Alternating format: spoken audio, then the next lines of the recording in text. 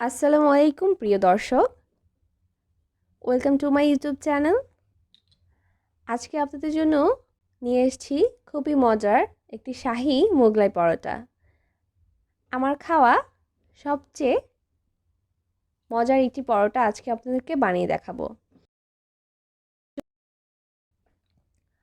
আজকে পরোটার জন্য আমি একটি আটার কাই তৈরি করে নিচ্ছি।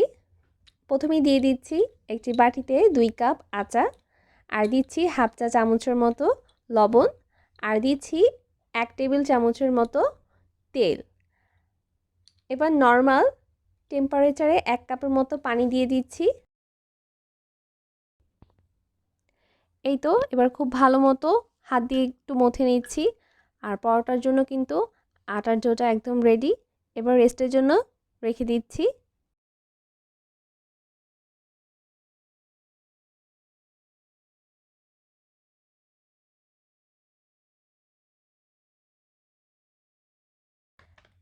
এই তো আজকে মিষ্টি পরোটাটির জন্য আমি এখানে নিয়েছি 2 পিস চমচম মিষ্টি,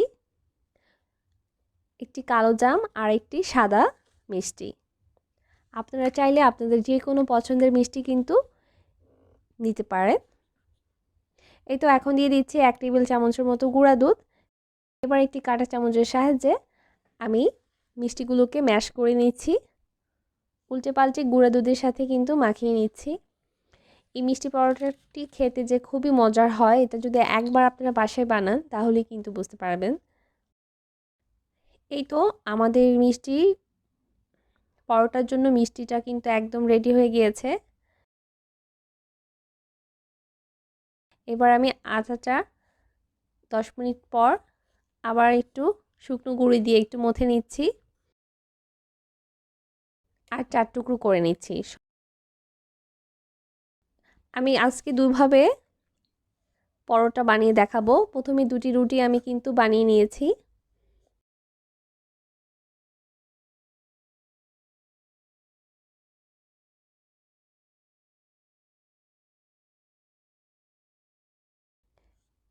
একটি রুটির উপর আমি গুঁড়া দুধ দিয়ে ম্যাশ করে নেওয়া মিষ্টি দিয়ে দিচ্ছি,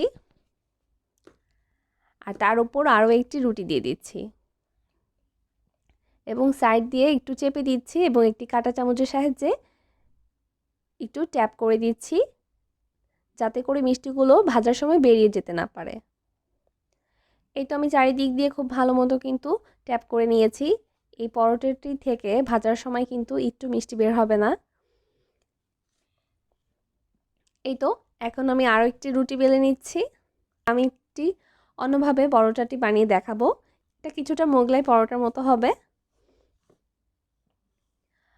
এই তো আমি একটি বড় গোল রুটি বানিয়ে নিলাম এবং মাঝখানে ম্যাশ করে নেওয়া মিষ্টিগুলোকে দিয়ে দিচ্ছি এবং কাঁটা চামচের সাহায্যে কিন্তু ছড়িয়ে দিচ্ছি, আর চারপাশ দিয়ে 4টি ভাঁজ করে দিচ্ছি। ভিডিওটি দেখে হয়তো আপনারা বুঝতে পারছেন। যাই হোক, এবার চলে যাচ্ছি ভাজতে। প্যানটা খুব ভালো মতো গরম করে নিয়েছি এবং দিয়ে দিয়েছি 2 টেবিল চামচের মতো তেল। আর এই তো আমি এখন পরোটাগুলোকে ভেজে নিব।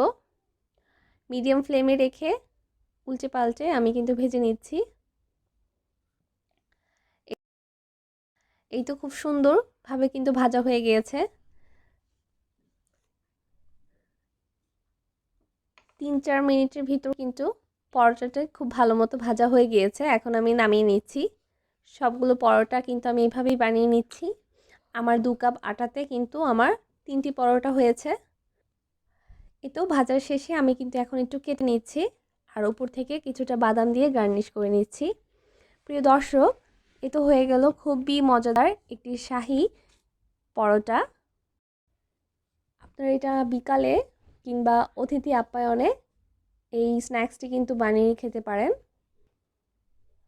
অসাধারণ টেস্টি এবং সুন্দর এই রেসিপিটি যদি আজকে আপনাদের কাছে ভালো লাগে, প্লিজ আমার ভিডিওটিতে একটি লাইক দিবেন আর আমাদের চ্যানেলটি সাবস্ক্রাইব করে আমাদের পাশে থাকবেন। আজ এখানেই বিদায় নিচ্ছি। সবাই খুব ভালো থাকবেন। আল্লাহ হাফেজ।